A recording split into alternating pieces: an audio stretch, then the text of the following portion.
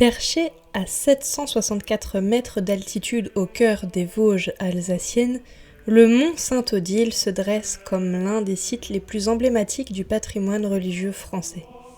Ce lieu millénaire, véritable carrefour d'histoire et de spiritualité, raconte 13 siècles d'une histoire riche qui a profondément marqué l'identité de l'Alsace et contribué au rayonnement de la chrétienté en Europe.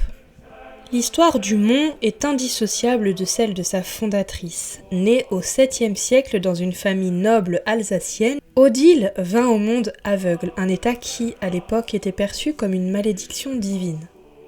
Selon la tradition chrétienne, lors de son baptême, elle recouvra miraculeusement la vue, un événement interprété comme un signe divin. Cette guérison, considérée comme miraculeuse, marqua le début d'une vocation spirituelle exceptionnelle qui la conduisit à prendre le voile, puis à fonder un monastère sur ce promontoire rocheux des Vosges. Elle devint ainsi un symbole vivant de rédemption et de lumière, incarnant le passage de l'obscurité à la lumière, tant sur le plan physique que spirituel.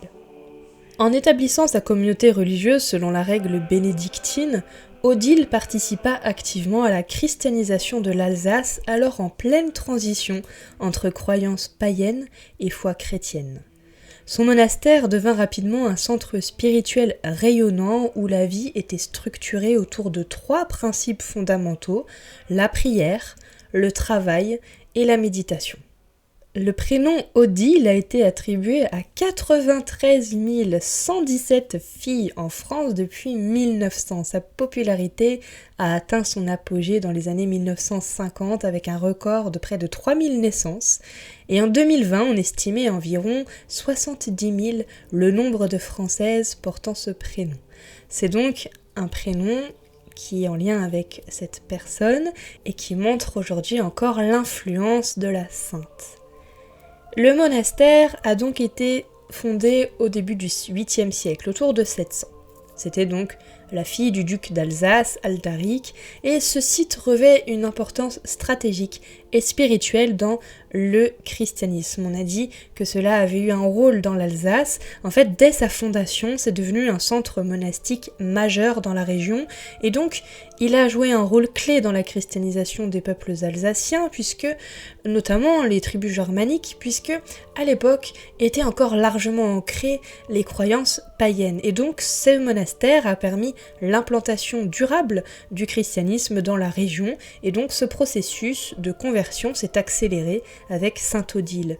Elle a fondé le monastère selon les principes du monachisme bénédictin, donc inspiré de la règle de Saint Benoît, qui mettait l'accent sur l'équilibre entre la prière et le travail manuel. Et ce modèle est rapidement devenu la norme pour tous les autres monastères en Alsace et dans les régions avoisinantes. Cette organisation monastique a servi de modèle pour contribuer à une unification spirituelle et sociale de la région. Le mont Saint-Odile, en raison de sa position géographique stratégique et de son rayonnement spirituel, est devenu un pôle important dans la transmission du christianisme dans les zones voisines, notamment dans le royaume des Francs. La région alsacienne, au carrefour des influences franques, germaniques, romaines, a ainsi été un point de convergence pour la diffusion des idées chrétiennes et des pratiques monastiques à travers l'Europe centrale.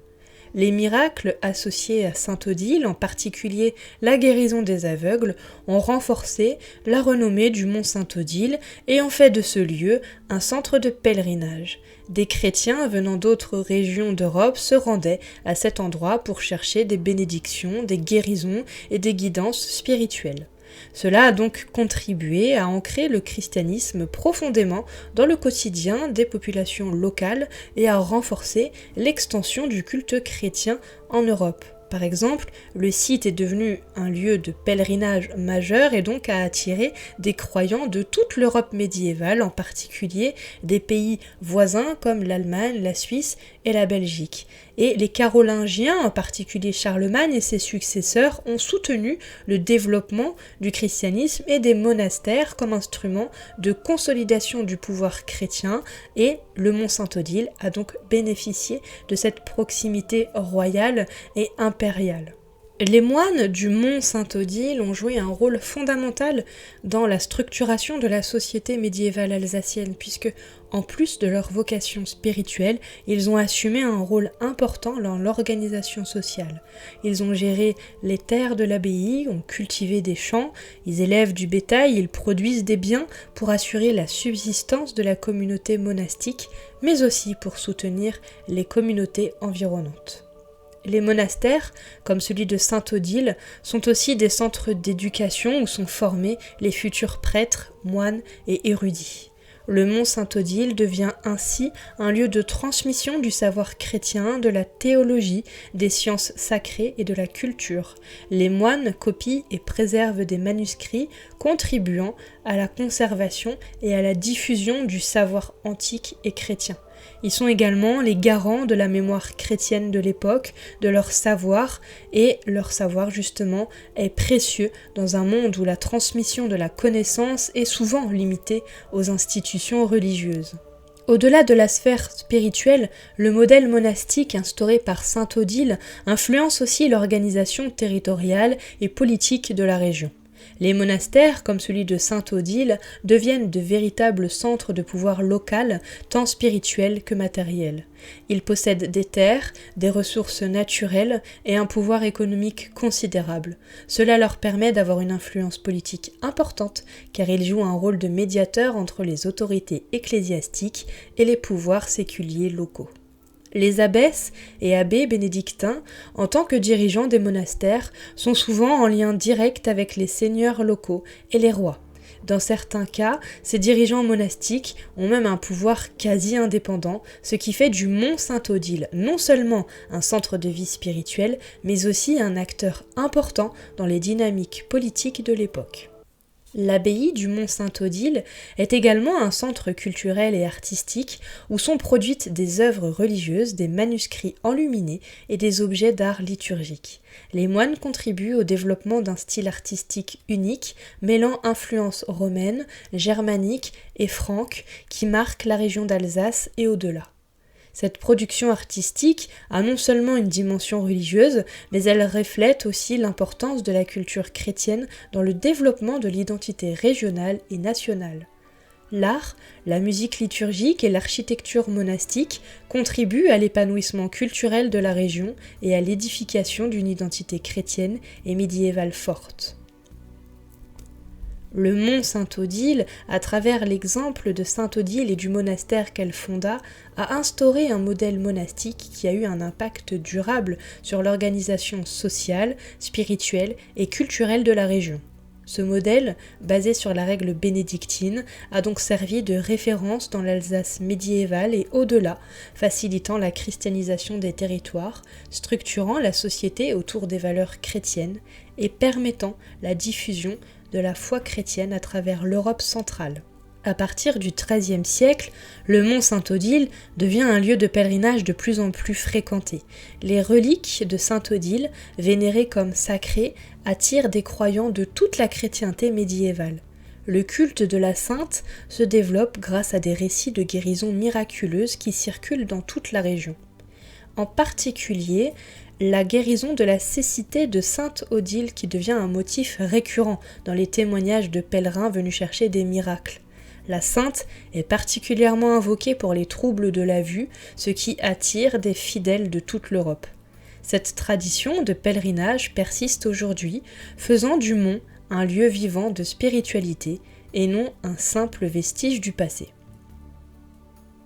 La dimension mystique du lieu se double d'une portée symbolique forte.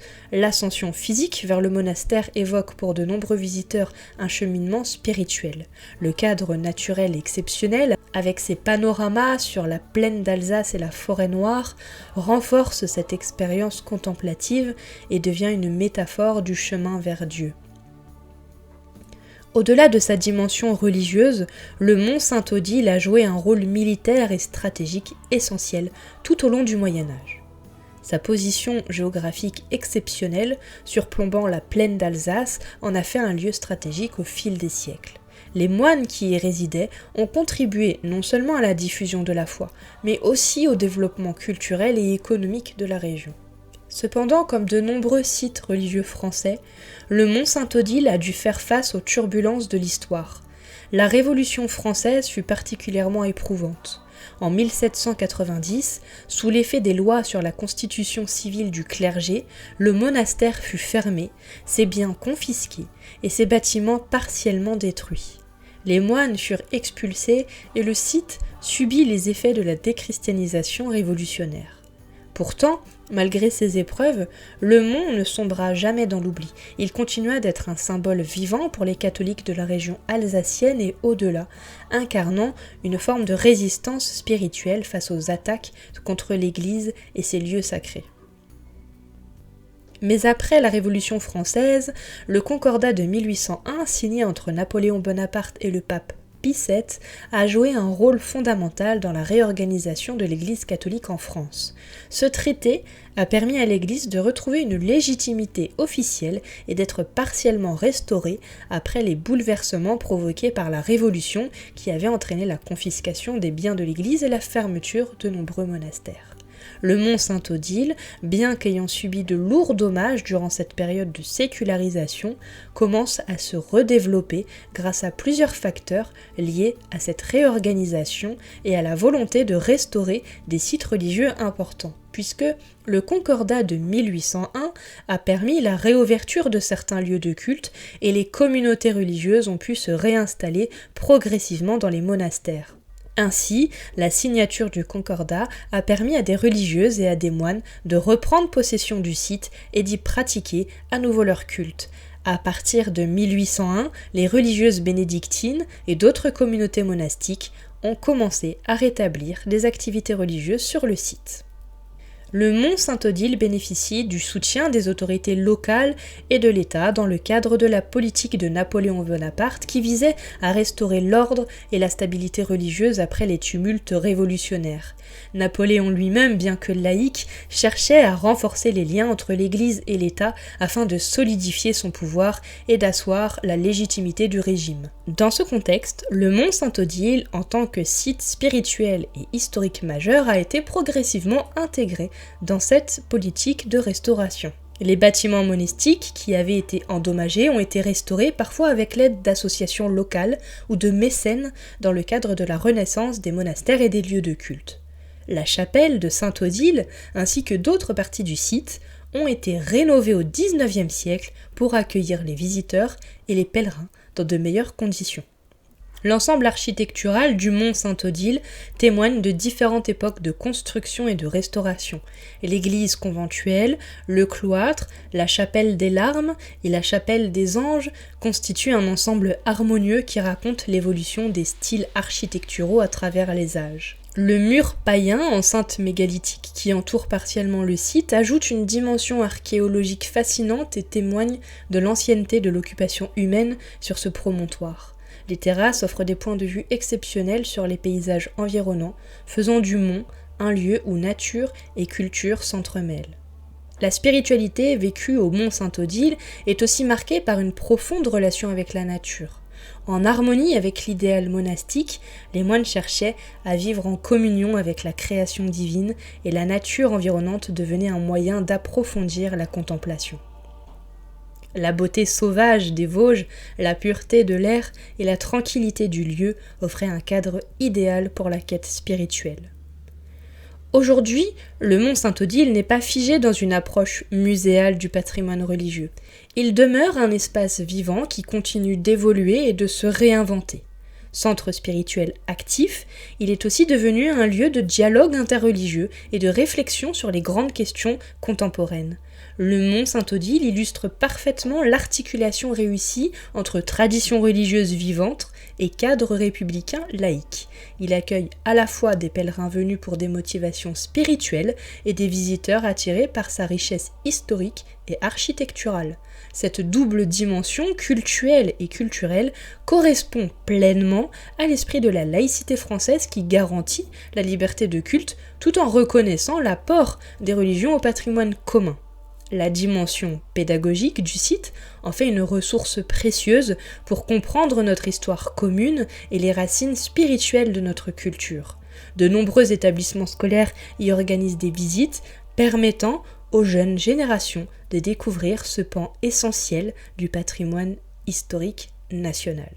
Le mont Saint-Odile incarne parfaitement la richesse et la complexité du patrimoine religieux français, à la fois lieu de culte, site historique, monument architectural et espace naturel remarquable, il témoigne de la diversité des facettes de notre héritage spirituel. Sa traversée des siècles, malgré les bouleversements politiques et sociaux, illustre la capacité du patrimoine religieux à s'adapter et à conserver sa pertinence. En cela, le mont Saint-Odile n'est pas seulement un trésor alsacien, mais un bien commun qui appartient à tous, croyants ou non, témoin d'une histoire partagée et de la place des traditions spirituelles dans la construction de l'identité européenne. Aujourd'hui encore, ce lieu continue d'attirer des visiteurs en quête de paix, de guérison et de contemplation, tout en restant un monument clé de l'histoire religieuse et culturelle de la France. Le mont Saint-Odile, loin d'être un simple vestige du passé, est un lieu vivant de mémoire et de spiritualité, où l'histoire et la foi se rencontrent dans une harmonie sereine qui transcende les époques.